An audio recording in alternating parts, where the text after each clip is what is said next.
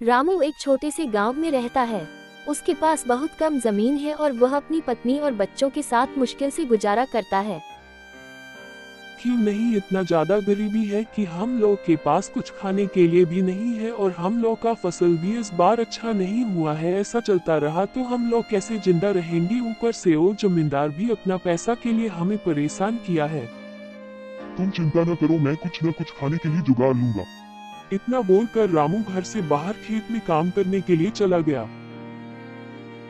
वह दिन रात मेहनत करता है, लेकिन फिर भी कर्ज में डूबा रहता है। जमींदार उससे लगातार ऊंचा ब्याज मांगता है और उसे धमकाता रहता है। रामू की फसल पूरी तरह बर्बाद हो गई थी। धरती फटी पड़ी थी, जैसे किसी ने उसमें से सारी जान निकाल ली हो। आकाश में बादल तो मंडराते थे, मगर बारिश की एक बूंद नहीं गिरती थी। रामू की आंखें सूख चुकी थी और उसके होंठ फटे हुए थे। रात को वह अकेले खेत में बैठा रहता और आसमान को निहारता। तारों को देखकर उसे लगता था कि वे भी उसकी तरह ही दुखी हैं।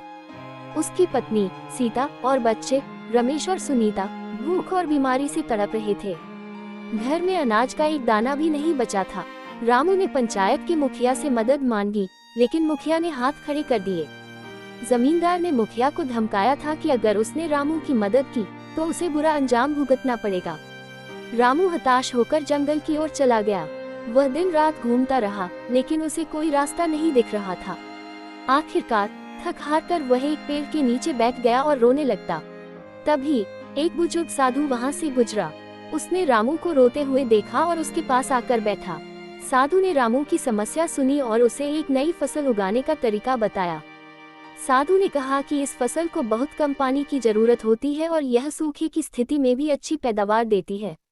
रामू ने साधु की बातों पर विश्वास किया और उसके बताए हुए तरीके से फसल उगाई।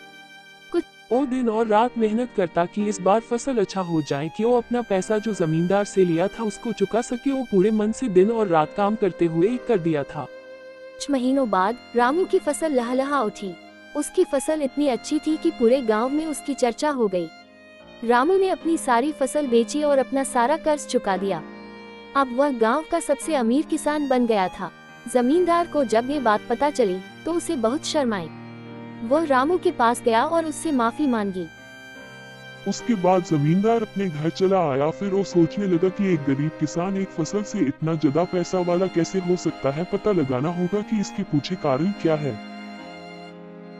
वो एक दिन उसके घर में चुपके से देख रहा था कि इसके पीछे का कारण क्या है। तभी उसने देखा कि किसान के पास एक जादुई मटका है और देखने के बाद वो अपने घर चला गया।